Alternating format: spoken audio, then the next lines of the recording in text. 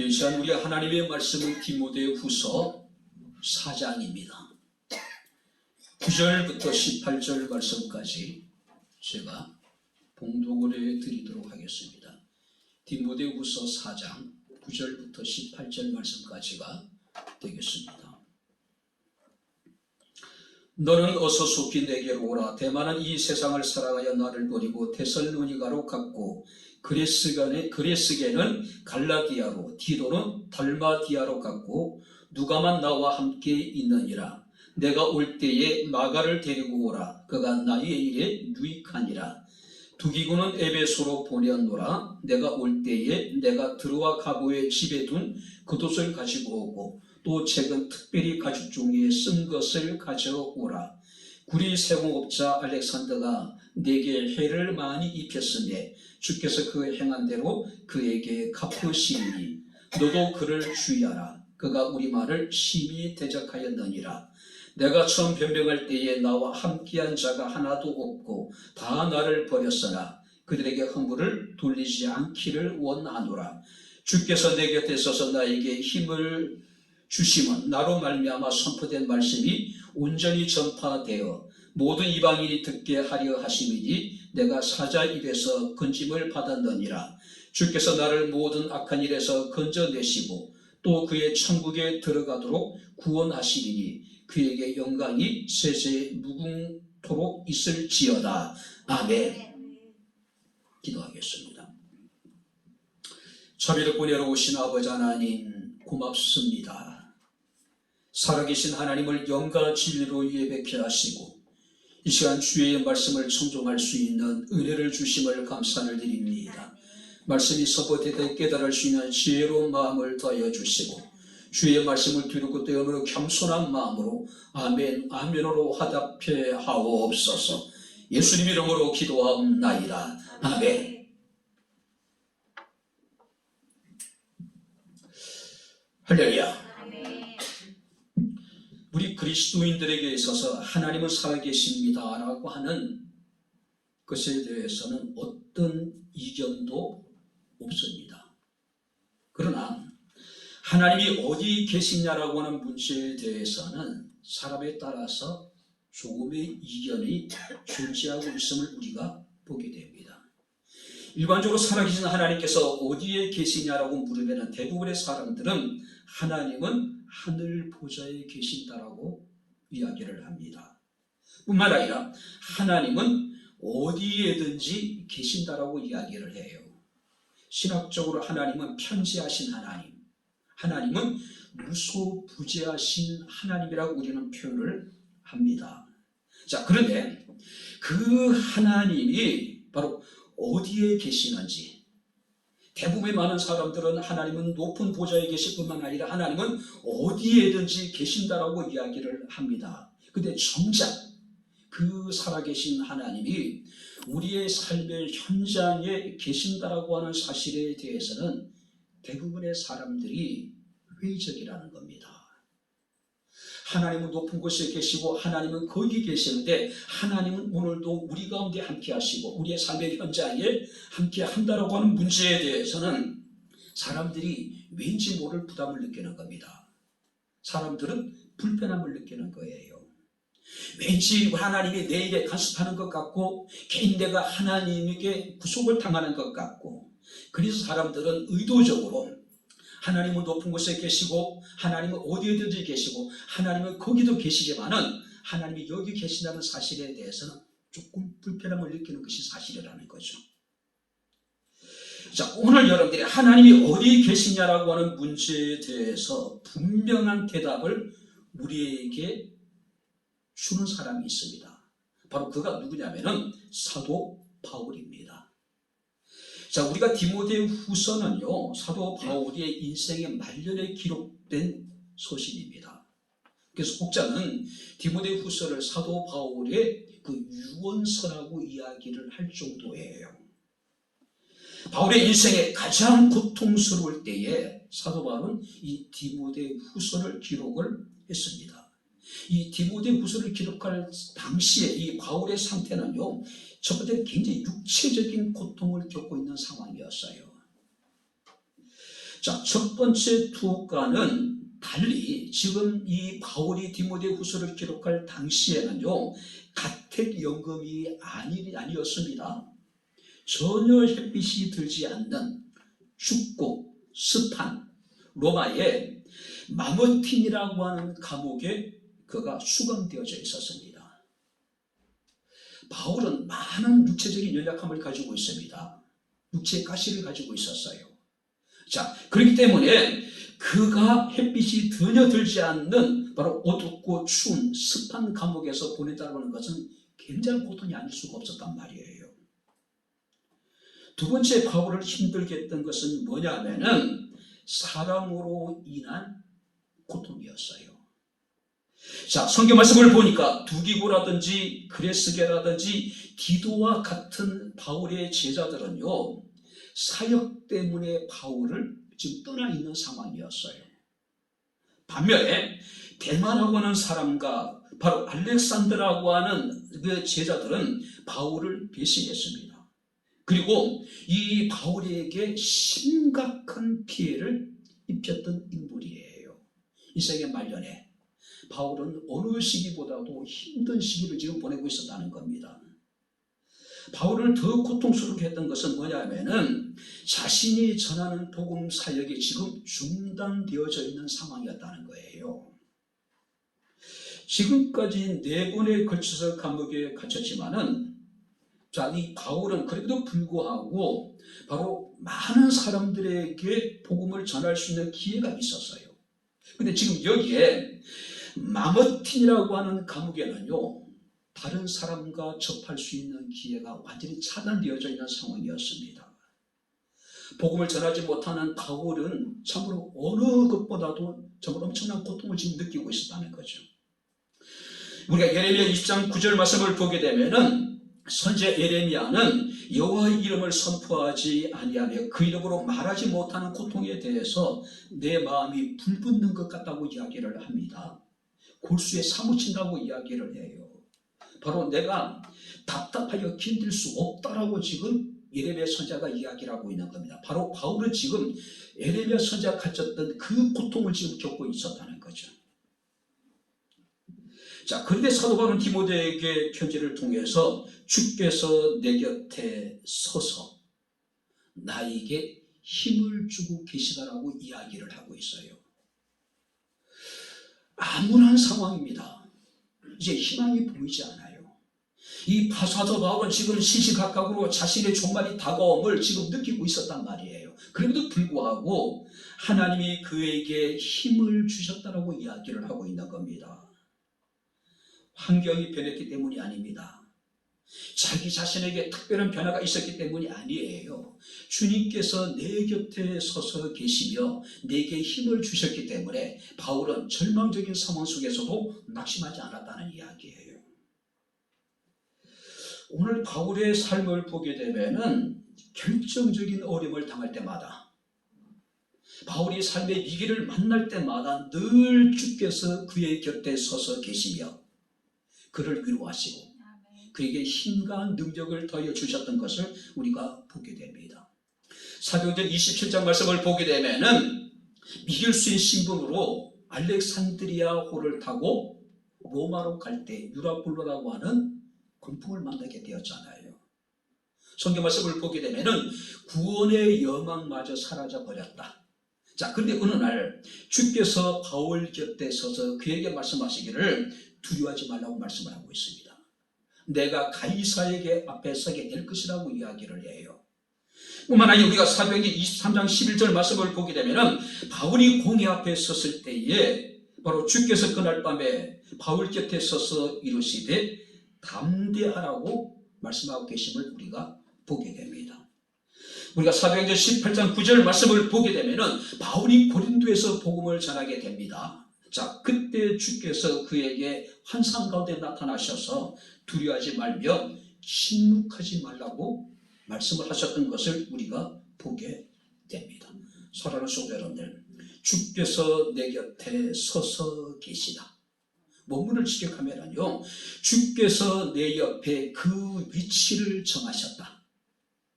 뿐만 아니라 주께서 나를 돕기 위해서 옆에 서 계셨다. 할렐루야. 오늘 이 말씀은요, 마치 우리가 고급 식당에 가게 되면은 지정된 테이블이 있잖아요. 그리고 그 테이블에는 서빙을 하는 지정된 그 종업원이 있잖아요. 이 종업원들은 오직 자신이 맡은 테이블에 있는 손님들만을 이렇게 접대를 하잖아요. 서빙을 하잖아요. 마치 주께서 내 곁에 서서 계시다라고 하는 것은 주께서 내 옆에서 위치를 정하시고 나를 돕기 위해서 서 계시다는 이야기예요. 이것은 앞절 말씀을 보게 되면은 나 바울과 함께한 자가 한 사람도 없었다라고 하는 말씀과 대조가 되잖아요. 사람들은 바울을 다 떠나버린 상황이에요. 바울과 함께했던 사람은 오직 누가만 있었습니다. 누가는 바울을 떠날 수 없는 상황이었어요. 왜냐하면 누가는 사도 바울이 나의 사랑하는 의사라고 이야기를 해요. 사랑받는 의사라고 이야기를 합니다. 나의 동역자라고 이야기를 해요. 왜요? 누가는 의사예요. 바울은 육체의 가시를 가지고 있었습니다. 그러니까 이 바울을 옆에서 가까이에서 누가가 돌보지 않으면은 바울은 온전한 사명을 감당하기에 많은 어려움이 있었던 인물이었단 말이에요. 자, 그런 중에 성경 말씀을 보니까 주께서 내 곁에 서서 내게 힘을 주셨다라고 말씀을 하고 있습니다. 오늘 특별히 16절 말씀을 보게 되면은 내가 처음 변명할 때 나와 함께한 자가 하나도 없고 다 나를 버렸다라고 이야기를 합니다. 그러나 우리 주님은 그런 중에도 바울을 버리지 아니하셨습니다. 바울 곁에 서서 바울에게 힘을 주셨다는 이야기예요. 바울이 극한 시련과 외로움과 고독감에 빠져 있을 때에 그는 아무것도 가진 것이 없었습니다. 미래도 없었어요. 더 이상 희망도 없었습니다. 그럼에도 불구하고 그가 낙심하지 않았던 것은 주께서 그의 곁에 서서 계셨기 때문에 그렇다는 겁니다. 우리가 마태복음 28장 20절 말씀을 보게 되면은 주께서 우리에게 말씀하십니다. 세상 끝날까지 너희와 항상 함께 있으리라. 할렐루야. 오늘도 주께서는 높은 보좌에 계실 뿐만 아니라 주께서 오늘도 그곳에 계시며 주께서는 오늘도 이곳에 계신다는 사실을 믿으시기 바랍니다. 할렐루야. 내 곁에 자리를 정하시고 나를 돕기 위해서 지금 서 계시다는 이야기예요. 자, 그렇다면 내 곁에 서서 계신 주님을 우리가 깊이 생각하면서 우리가 말씀을 살피면서 우리가 함께 은혜를 나누도록 하겠습니다. 자, 17절을 우리 다시 한번 같이 읽겠습니다. 주께서 내 곁에 서서 나에게 힘을 주심은 나로 말미암아 선포된 말씀이 온전히 전파되어 모든 이방이 듣게 하려 하심이니 내가 사자 입에서 건짐을 받았느니라. 주께서 내 곁에 서서 뭘 하셨습니까? 나에게 힘을 주셨습니다. 할렐루야. 자, 여기서 힘을 주셨다는 이야기는요, 주께서 내 곁에 서서 나에게 힘을 주입해 주셨다 뿐만 아니라 주께서 내 곁에 서서 내게 능력을 부어주셨다. 능력을 부어주셨다. 아무리 좋은 자동차라 하더라도 기름을 넣지 않으면 운행이 불가능하잖아요. 일정한 거리마다 우리는 계기판을 봅니다. 기름이 어느 정도 들어져 있는지요. 그리고 주유소를 찾습니다. 그리고 기름을 주입을 해요. 그래야지 정상적인 운행이 가능하기 때문에 그래요.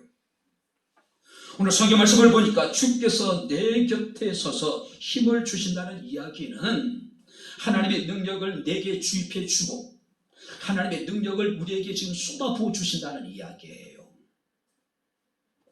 16절 말씀을 보니까 내가 처음 변명할 때 나와 함께한 자가 하나도 없었고 다 나를 버렸다라고 이야기를 합니다. 이 본문을 공동 번역에서 이렇게 번역해 놨습니다. 내가 처음 재판장에 나아갔을 때에 한 사람도 나를 도와주지 않고 모두가 버리고 가버렸다.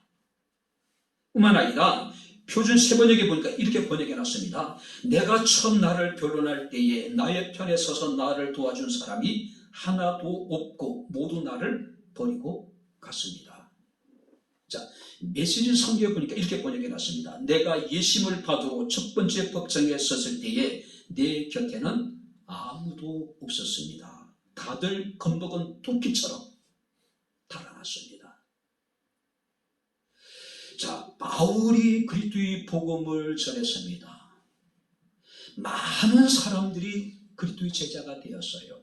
그런데 정작 바울의 삶의 위기가 찾아왔을 때에 그가 자기 자신을 법정에 서서 변론하게 되었을 때에 아무도 바울 편에 선 사람이 없었다는 이야기예요. 다 나를 버리고 도망갔다고 이야기를 하고 있는 거예요. 그 누구도 그에게 도움이 되지 못했습니다. 그 누구도 그의 편에 서주지 않았습니다. 힘이 되지 못했습니다. 그런데 하나님께서는 그의 곁에 서서 그에게 힘을 주셨습니다. 할렐루야. 하나님의 능력을 쏟아부어 주셨습니다. 하나님의 힘을 하나님께서는 바울에게 끊임없이 주입해 주셨다는 이야기예요. 바울로 하여금 하나님의 거룩한 사명을 감당할 수 있기 위해서. 특히 성경 말씀을 보니까 주께서 내 곁에 서서 나에게 힘을 주심은 나로 말미암아 선포된 말씀이 온전히 전파되어 모든 이방인이 듣게 하려 하십니다. 하나님이 바울에게 힘을 쏟아부어 주시고 하나님의 능력을 쏟아부어 주신 이유가 뭐냐면은 온전히 바울에게 맡긴 복음을 증거하는 그 사명을 감당할 수 있기 위해서. 그렇죠? 사도행전 9장 27절 말씀하니까 다메섹 도상에서 바울은 힘을 더 얻었대요. 더 얻었다는 이야기는 어떤 의미입니까? 하나님이 이제 다메섹 도상에서 예수 그리스도를 만나고 그가 하나님의 사람으로 전도자로서 그의 삶이 완전히 변화됩니다. 많은 핍박이 있었습니다. 환난이 있었어요. 근데 바울은 힘을 더 얻었답니다. 하나님이 그에게 능력을 쏟아부어 주셨다는 이야기예요. 하나님이 바울에게 은혜를 계속해서 주입해 주셨다는 이야기예요. 바울은 힘을 더 얻어 예수를 그리스도라 증언하여 다메섹에 사는 유대인들을 당혹하게 했다라고 이야기를 합니다. 뿐만 아니라 데살로니가 전서 2장 2절 말씀을 보게 되면은 너희 아는 바와 같이 우리가 먼저 빌립보에서 고난과 능욕을 당하였으나 우리 하나님을 힘입어 많은 싸움 중에 하나님의 복음을 너희에게 전하였다. 바울이 빌립보에 가서 복음을 전하게 된 과정을 보게 되면 자신이 원했던 것이 아니었잖아요. 환상 중에 마케도니아 사람이 건너와서 우리를 도우라고 하는 환상을 보고 하나님의 영이, 예수의 영이, 성령이 자신의 길을 막은 것을 알고 자신의 계획을 돌이켜서 에게를 건너서 유럽에 가서 복음을 전했단 말이에요. 그런데 성경 말씀을 보게 되면은 너희 아는 바와 같이 우리가 먼저 빌립보에서 고난과 능욕을 당했다고 이야기를 해요. 충분히 낙심할 만한 상황이에요. 우리 같으면 이렇게 이야기할 것 같아요. 하나님, 내가 원해서 온 것이 아니지 않습니까? 하나님이 내 길을 막으셔서 내가 어쩔 수 없이 여기에 왔는데 그를 기다리고 있는 것은 뭡니까? 고난과 능욕이었어요. 능욕이었단 말이에요. 그런데 성경 말씀을 보게 되면은 우리 하나님을 힘입어 많은 싸움 중에 하나님의 복음을 너에게 전했다라고 이야기를 하고 있는 겁니다. 이사야 40장 31절에 오직 여호와를 앙망하는 자는 셈을 얻으리니. 할렐루야. 아멘. 오직 여호와를 앙모하는 자는 셈을 얻게 될 거라고 이야기합니다. 뿐만 아니라 이사야 40장 29절에 보니까 하나님은 피곤한 자에게 능력을 주시며 무능한 자에게 힘을 더하여 주신다라고 말씀을 하고 있습니다. 오늘 하나님은 우리 곁에 서셔서 우리에게 힘을 주시는 하나님. 할렐루야. 하나님의 힘을, 능력을 우리에게 주입해 주고 하나님의 은혜를 우리에게 쏟아부어 주신 하나님이라는 거죠. 존 밀턴의 신라원이라고 하는 책은요, 존 뉴턴이 52세에 실명을 하고 67세가 되어서야 천신만고 끝에 완성한 작품이에요. 자, 15년 동안 존 밀턴은 시력을 잃어버려요. 그런 중에도 그는 집필 활동을 합니다. 바로 신라원이라고 하는 책이에요. 그가 시력을 상실했을 때에 많은 사람들이 안타까운 심정으로 존 밀턴을 바라봤습니다. 그때 존 밀턴이 이런 얘기를 했다 그래요. 시각장애인이 불쌍한 것이 아니라 시각장애를 이겨내지 못하고 좌절한 사람이 불쌍한 사람입니다. 무슨 얘기일까요? 존 밀턴에게 있어서 하나님은 어떤 장애도 어떤 불편도 이겨낼 수 있는 힘을 주시는 하나님. 할렐루야. 그가 우리 하나님이에요. 우리는 대단히 잘난 것 같습니다. 우리는 스스로 대단히 자기 자신을 똑똑하다고 생각해요. 하나님이 우리를 힘주지 않아도, 하나님 우리를 도와주지 않아도 자신의 힘으로 모든 것을 할 수 있다고 우리는 착각 속에 빠져 있을 때가 얼마나 많은지 몰라요. 하나님이 우리에게 힘을 주시지 않으시고 하나님 우리에게 그 일을 감당할 수 있는 능력을 주지 않는다면 과연 우리가 무엇을 할 수 있을까요? 성경 말씀을 보게 되면 주께서 내 곁에 서서 힘을 주시나니. 할렐루야. 하나님이 주시는 힘은 새 힘입니다. 세상을 살아갈 수 있는 힘입니다. 어떤 장애도 어떤 불편함도 이겨낼 수 있는 힘입니다. 삶의 여러 가지 문제를 해결할 수 있는 힘입니다. 어떤 고난도 견딜 수 있는 강한 힘입니다. 사명을 감당할 수 있는 힘입니다. 그 힘을 가지시고 그 힘을 우리에게 주시는 그가 우리 곁에 서서 계십니다. 할렐루야. 옆에서 우리를 돕기 위해서 지금 서서 계시다는 이야기예요. 우리가 하나님께 부르짖어 기도하기만 하면 하나님께서는 당장이라도 우리의 기도에 응답하시기 위해서 우리 곁에 옆에 서서 지금 서 계시다는 이야기예요. 두 번째 말씀을 보시기 바랍니다. 17절 다시 한번 읽겠습니다. 주께서 내 곁에 서서 나에게 힘을 주심은 나로 말미암아 선포된 말씀이 온전히 전파되어 모든 이방이 듣게 하려 하심이니 내가 사자 입에서 건짐을 받았느니라. 그리고 18절 제가 읽겠습니다. 주께서 나를 모든 악한 일에서 건져내셨습니다. 주께서 나를 건지시고 주께서 나를 보호하셨다는 이야기예요.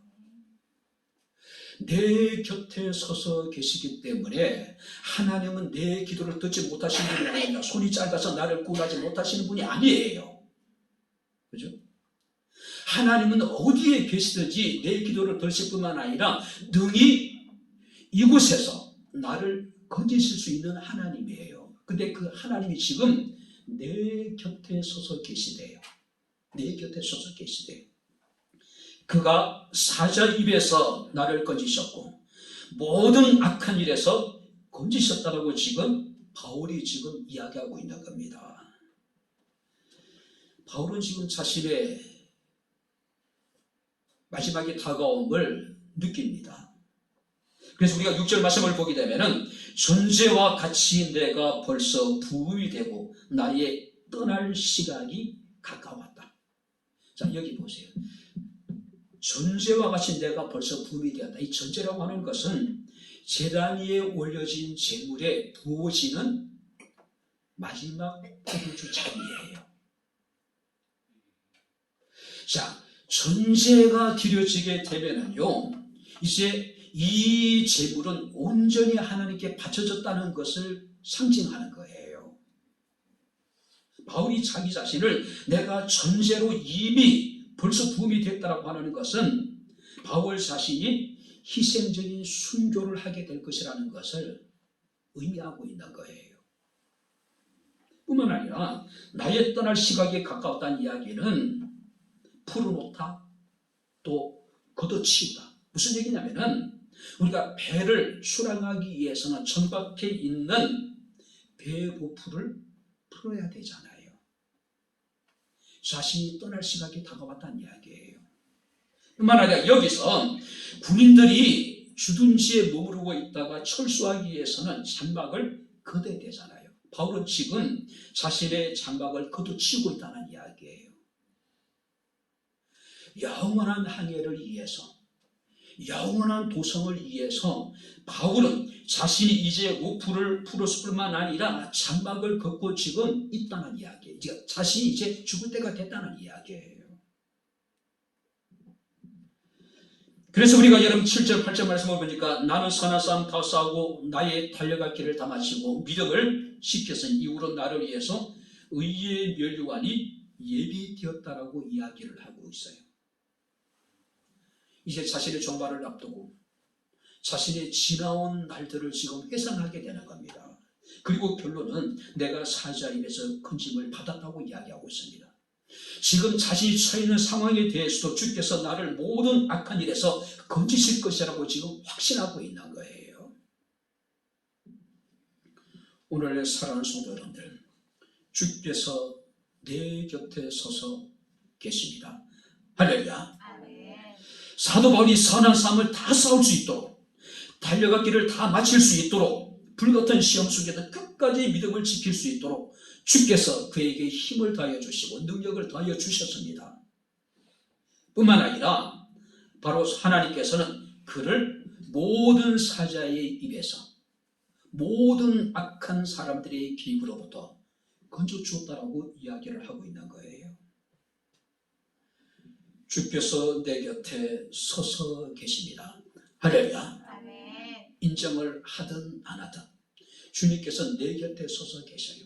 삶 가운데 그것을 늘 체험하고 바로 주께서 내 곁에 서심에 대해 감사하며 살아가는 사람이 있는가 하면은 전혀 그것을 인식하지 못하고 살아가는 사람도 있는 거예요. 마치 주님이 나에게 멀리 있기 때문에 나와는 관계 없는 것처럼. 사람들은 다 바울을 버렸습니다. 사람들은 다 바울을 포기했어요. 근데 바울 곁에 서서 계신 주님은 바울을 포기하지 않으셨습니다. 그에게 힘을 주셨습니다. 사자 입에서 그를 거두셨습니다. 사람들이 모든 악한 계획에서 그를 하나님께서는 보여주셨다는 이야기예요. 우스갯소리로 야구 팬들이 그런 이야기를 합니다. 그죠? 선수가 포기하지 않으면 팬도 포기하지 않아요. 선수가 정말로 최선을 다해서 경기를 하면 팬들은 그런 선수를 응원을 해요. 그죠? 여러분 기억하시기 바랍니다. 하나님이 나를 포기하지 않는 이상 결코 우리는 스스로를 포기할 수 없습니다. 할렐루야. 우리의 가정도 마찬가지고 우리의 사업도 마찬가지입니다. 우리의 자녀도 마찬가지입니다. 우리가 가지고 있는 모든 것도 마찬가지예요. 우리가 무엇인가를 포기해야 됐다가 여러분들이 오게 된다면은 내가 무엇인가를 포기해야 될 결단을 내려야 될 때가 있다면은 정말 하나님이 그것을 포기하셨다면은 그때 포기하세요. 그러기 전까지 결국 우리는 포기할 수가 없는 거예요. 요한계시록 2장 말씀을 보게 되면 예수께서는 버가모교의 성도들을 칭찬하십니다. 내가 어디에 사는지 내가 아노니 거기는 사탄의 권세가 있는 데라. 버가모 교회에 처해 있는 상황이 굉장히 힘들었다는 이야기예요. 버가모 교회가 지금 어디에 있냐면은 사탄의 권세가 있는 곳에 자리하고 있었다는 이야기예요. 내가 내 이름을 굳게 잡아 내 충성된 증인 안디바가 너희 가운데 곧 사탄이 사는 곳에서 죽임을 당할 때에도 믿음을 저버리지 않았다. 여기 보세요. 버가모 교회 성도들이 그들의 지도자였던 안디바라고 하는 사람이 기름에 튀겨져 죽었어요. 기름 솥에 던져져 죽어요. 그런 중에도 그들은 어떻습니까? 자신의 믿음을 포기하지 않았다는 이야기예요. 요한계시록 3장 말씀을 보니까 주께서는 빌라델피아 교회 성도들에게 권면합니다. 내가 속히 오리니 내가 가진 것을 굳게 잡아 아무도 내 면류관을 빼앗지 못하게 하라. 이기는 자는 내 하나님 성전에 기둥이 되게 할 것이라고 말씀을 하고 있습니다. 우리가 가진 그 믿음을 굳게 잡으라고 이야기합니다. 할렐루야. 끝까지 믿음으로 승리한 자는 하나님의 성전에 기둥이 될 것이라고 이야기를 해요. 기둥이 될 것이라고요. 내 곁에 서서 계신 주께서 바울에게 힘을 주십니다. 우리에게 힘을 주십니다. 뿐만 아니라 우리를 모든 위험에서 건지실 뿐만 아니라 사람들의 악한 계획에서 우리를 건지시고 우리를 보호하신 하나님. 하나님은 바울을 생명싸개 속에 보호하셨습니다. 시인은 전능자의 날개 그늘 아래서 보호하심을 받았습니다. 주께서 오늘도 우리 곁에 서서 계시며 우리를 도우시고 힘을 주시며 우리를 건지시고 우리를 보호하시는 분이라는 사실을 믿으시길 주의 이름으로 축원합니다. 마지막으로 세 번째 말씀을 보시기 바랍니다. 18절 다 같이 읽겠습니다.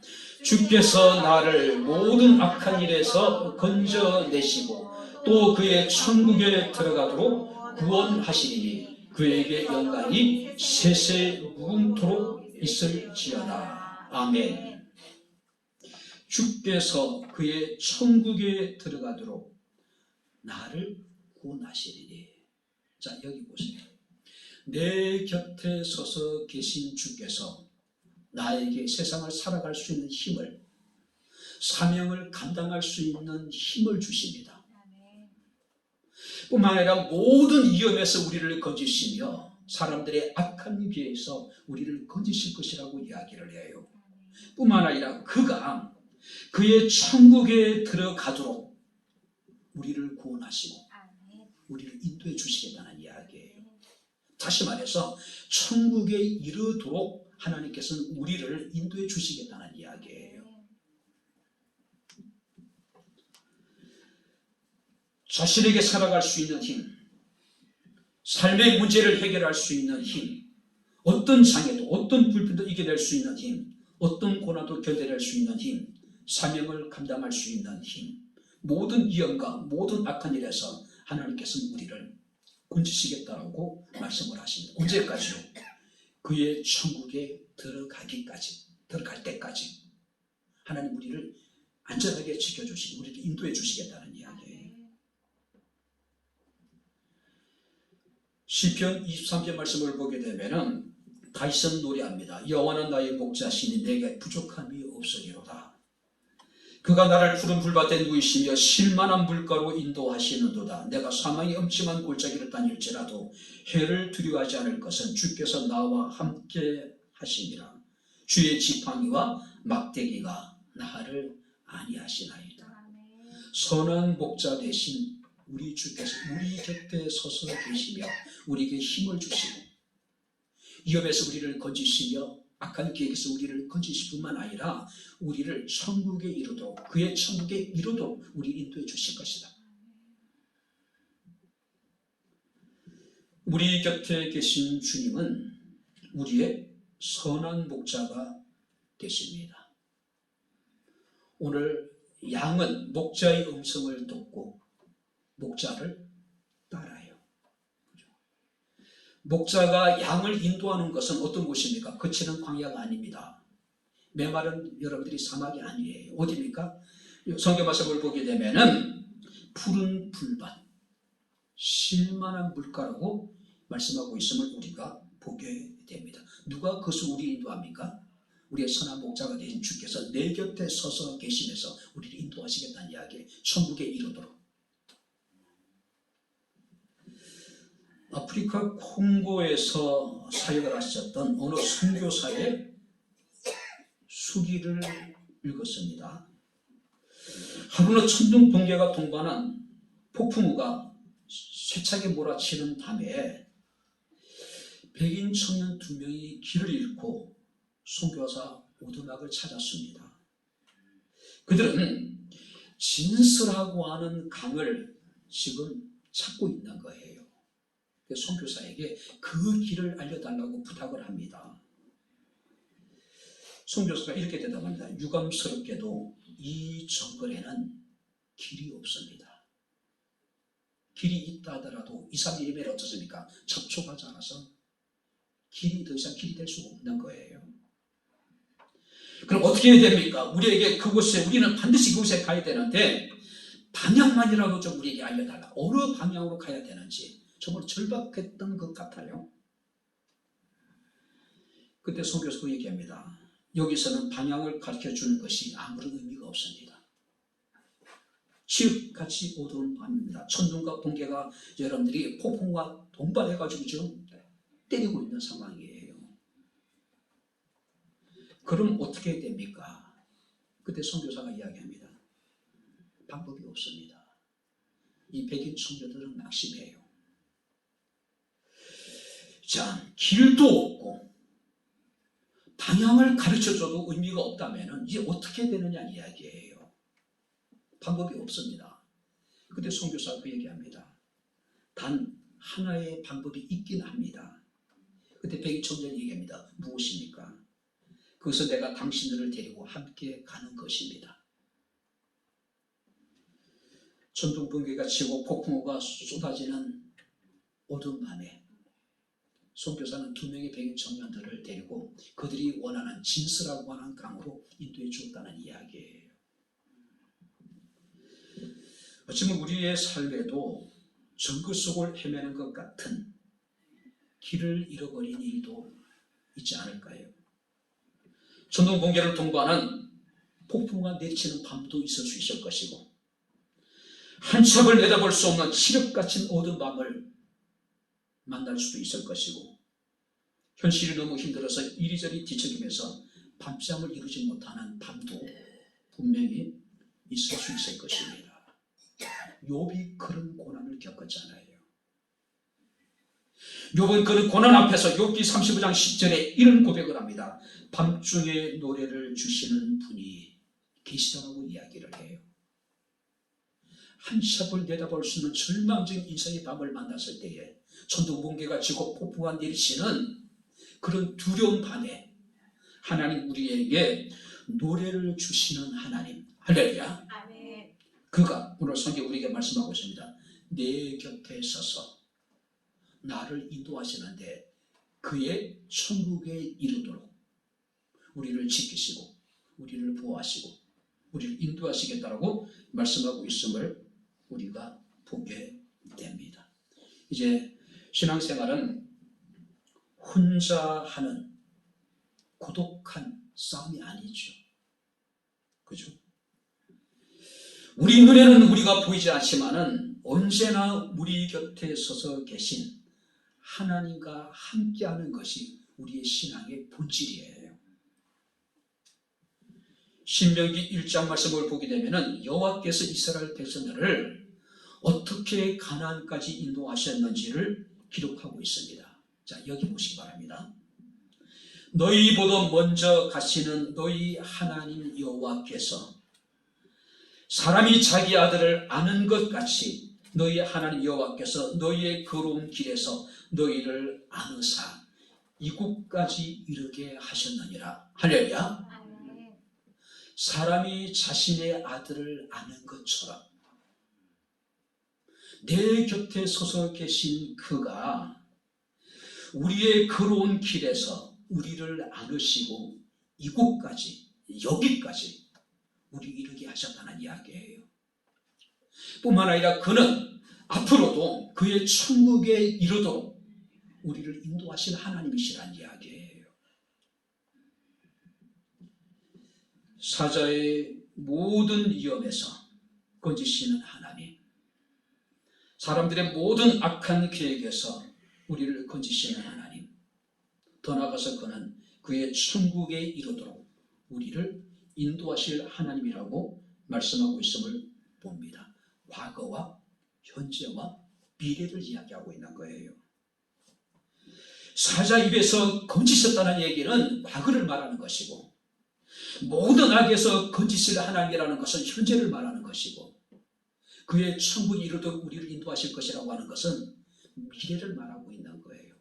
바울은 지금 자신의 죽음을 앞두고 과거와 현재와 미래 여호와께서 행하시고 계시고 행하신 일들에 대해서 지금 노래하고 있는 거예요. 이제 말씀을 마칩니다.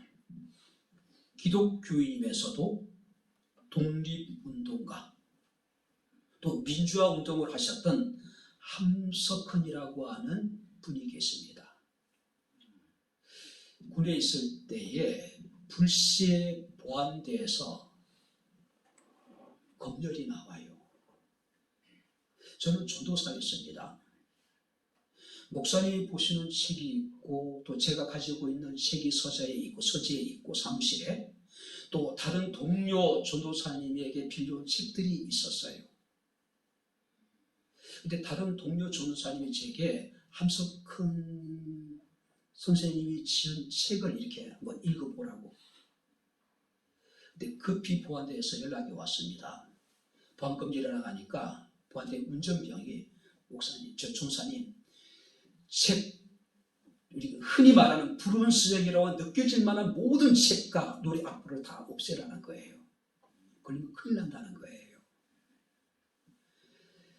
그때 함석헌 선생님이 이제 지은 그 책을 이렇게 급히 막 숨겼던 그런 경험이 있습니다. 근데 그때 함석헌 선생님이 이런 시를 지었습니다. 그대 그런 사람을 가졌는가? 제목이 그래요. 그대 그런 사람을 가졌는가? 말리길 나서는 길, 처자를 내 맡기며 맘 놓고 갈 만한 삶, 그런 사람을 그대는 가졌는가? 온 세상이 다 나를 버려 마음이 외로울 때도 저 마음이야 하고 믿어지는 그런 사람을 그대는 가졌는가? 탔던 배가 꺼지는 시간, 구명대를 서로 사양하며 너만은 제발 살아다오 할 그런 사람을 그대는 가졌는가? 과연 그런 사람이 세상에 있을까요? 과연 제 주변에 그런 사람이 있을까요? 사실 모르겠습니다. 그런데 우리에게는 그런 분이 계십니다. 할렐루야. 우리의 먼 길을 떠날 때 우리의 모든 것을 맡기고 마음 놓고 떠날 수 있는 그런 분이 우리에게 계셔요. 온 세상이 다 나를 버릴지라도 끝까지 나를 포기하지 않으실 그런 분이 우리에게 계십니다.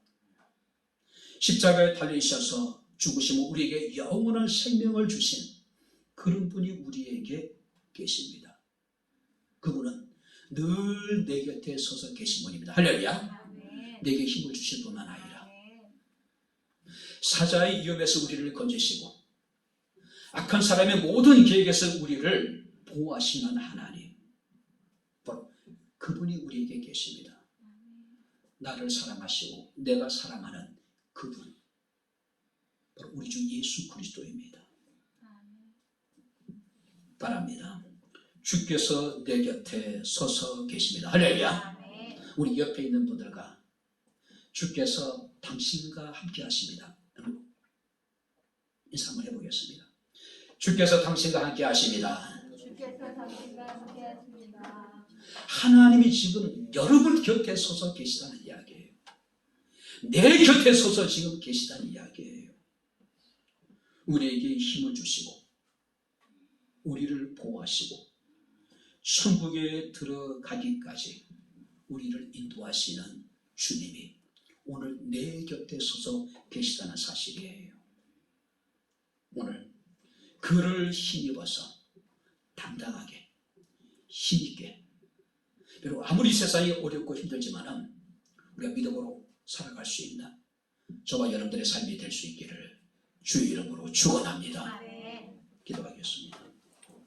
참 좋으신 나의 아버지 하나님, 우리 아버지 하나님의 은혜와 사랑을 진심으로 감사를 드립니다. 오늘도 주께서 저희들을 사랑하시고 우리에게 귀한 은혜를 베풀어 주시고 우리가 살아계신 하나님을 예배하게 하시고 또 아버지가 예배 가운데 주의 말씀을 청종할 수 있는 은혜를 주심을 감사합니다. 오늘도 살아계셔서 여기 계시며 내 곁에 서서 내게 힘을 주시며 우리를 보호하시며 그의 천국에 이르도록 우리를 인도해 주심을 감사를 드립니다. 우리가 이 믿음을 가지고 험한 세상 날마다 승리할 수 있는 저희들의 삶이 되게 하옵소서. 예수님 이름으로 기도하옵나이다. 아멘. 이제는 우리 주 예수 그리스도의 은혜와 하나님의 크신 사랑과 성령님의 교통교제의 제 충만 역사 인도하심이 주께서 내 곁에 계심으로 하나님의 힘을 공급받고 어떤 아버지 상황 속에서 주의 보호심을 받으며 그의 천국에 이르도록 하나님의 인도하심을 누리기를 원하는 주의 사랑하는 모든 성도들 머리머리 위에, 저들의 가정 위에, 직장과 사업장과 이 교회와 이 나라 이 민족 위에 지금부터 영원토록 함께 있을지어다. 아멘.